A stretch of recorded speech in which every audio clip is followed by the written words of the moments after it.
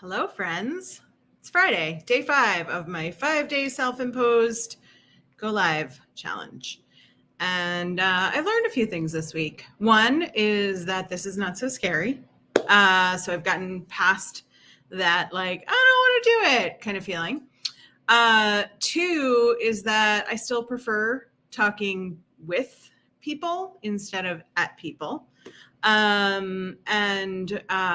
So stay tuned because there's going to be an announcement coming up in the next week or so about an opportunity to hang out with me via Zoom. I don't really have a third thing, but I do like lists of 3. So let's say 3, I've met some new people because I've gone live. So that's pretty great too.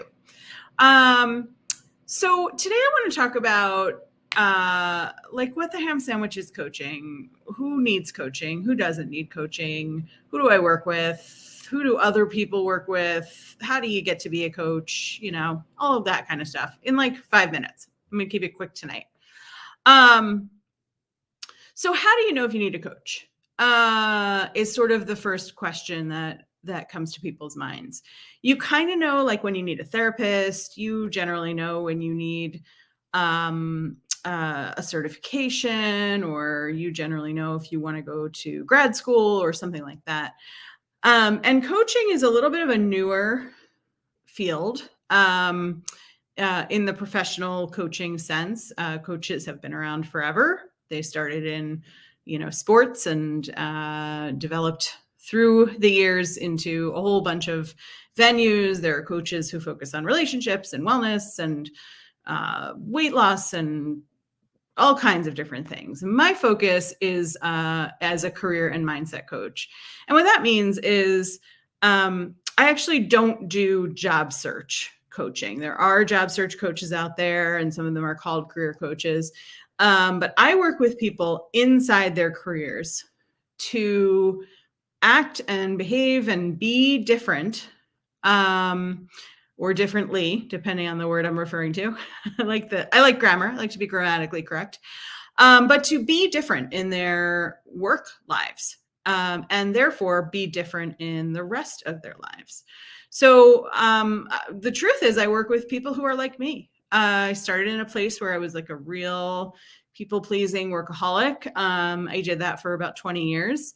And it worked for me. It was great. I thrived in it. There's a great sort of satisfaction in knowing that I'm impacting the people who impact the business. My background is in HR. And there's great accomplishment in looking behind me and knowing that I have left a legacy, that I have made a difference where I've been. And at a point, that caught up to me, and I didn't want it anymore, and I didn't know how to detangle from it. And so that's where this, how do you know when you need a coach piece comes in, because I was here and I saw that I was an accomplished professional who knew how to contribute. I was in a leadership position. I was on the executive team of my company. And I wanted to be over here working like 30 to 40 hours a week, choosing my work. And instead I was here working 80 to 100 hours a week. My work had been chosen for me. I was a chronic hand raiser, doing more than I should do. And I didn't know how to speak up for myself, which was unusual because I know how to speak up for other people. You need me to advocate for you. I'm on your team. I will get all the facts. I will make the argument with you, for you, or empower you to make the argument. But for myself, I was sort of just in this pattern of always working, always pleasing. My personal life came like third. I don't even know what came second. I think it was just more work.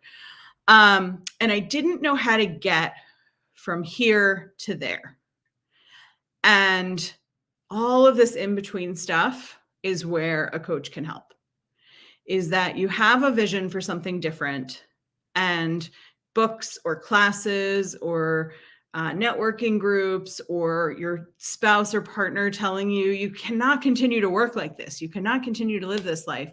or you having repeated conversations with your boss about wanting to get promoted, and it's still not happening, and you not being clear on like, I don't know what they say, be more strategic. I don't even know what the difference is between strategic and not strategic. And really, for me, it was untangling the overworking, the like sort of workaholic, people pleasing mentality, tiny bit by tiny bit. And so when you may need a coach is when you see a future that's different and you don't see the possibility of getting there. And you just think it's a total dream, but I don't want to do this anymore, whatever your version of this is. And so I work with clients who want to change careers, want to stay in the same career or the same job. They just want to do it differently. They want to set new boundaries. They want to have more balance between work life and home life. They want to identify what's wrong. Some people don't know what's wrong and they just like aren't happy with their work lives. And so you want to choose a coach carefully. First, you want to look at what is their history? How did they become a coach? Did they just sort of wake up one day after years in the, I don't know, whatever industry and say like, hey, I can coach. I know how to coach. Or do they have a background in coaching, a background in something like HR? That was my background and where I got most of my coaching experience. Are they credentialed? Some coaches are, some coaches are not. I'm currently pursuing myself a specific kind of credential that's a little bit different than the kind of coaching that I've grown up with and have practiced. And then you want to have a conversation. So any coach worth their salt will allow you a conversation, right? Just a general exploratory call. Some call it a discovery call or a strategy call. I call it a strategy call. And that gives you the opportunity to talk to a coach about what their philosophy is. Are they more facilitative? Are they more being or mindfulness oriented? Are they more tactical, more strategic? How do they help you get to their goals? What have some of their successes been? And you'll want to find out, how are they going to push you out of your comfort zone and out of the known and what you know, and out of this realm of fine, which I've talked about a couple of times this week, and into and towards where you want to be and who you want to be. And so you may decide that you don't want to work with a specific coach, and that should be okay. And if any coach is pushing you to buy their package, I'm not talking about marketing. Marketing's normal. Telling people you're taking new clients is normal. But a coach who follows up with you repeatedly and says like, oh, I'll give you another discount. I'll give you another discount. That's in my view, a little bit of a desperation tactic. And I firmly believe I don't sell my services. If I'm doing this with a client, we are agreeing to it. It's a partnership.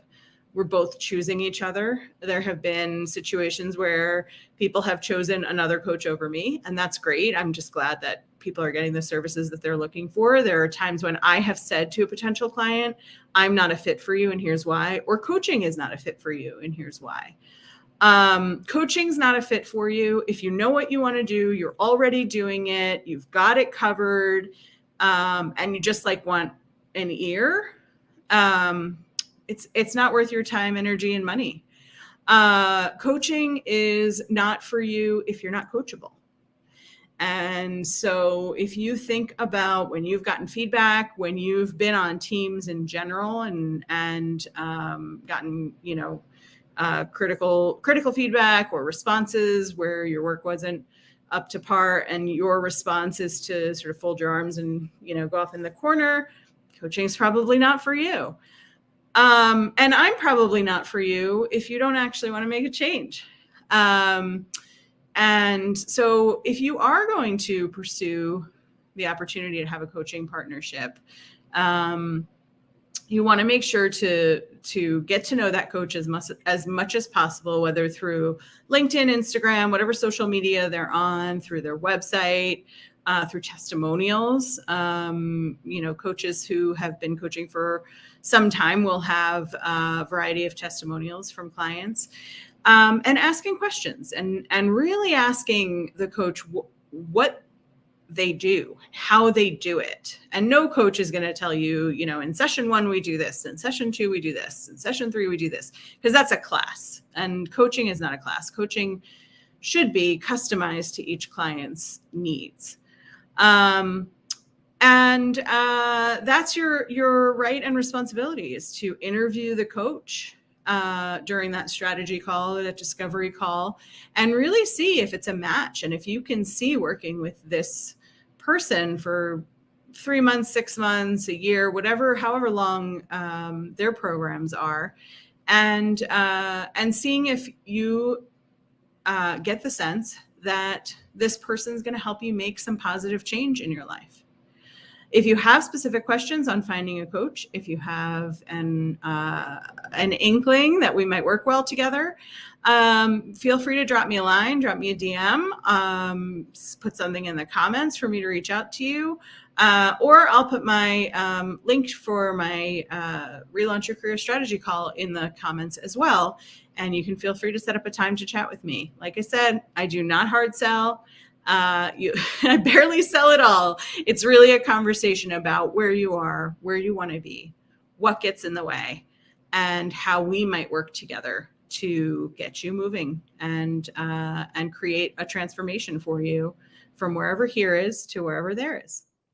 Have a great night. Have a great weekend. And thanks so much for playing with me all week. It's been fun. I'll be back, but not every day. Take care now.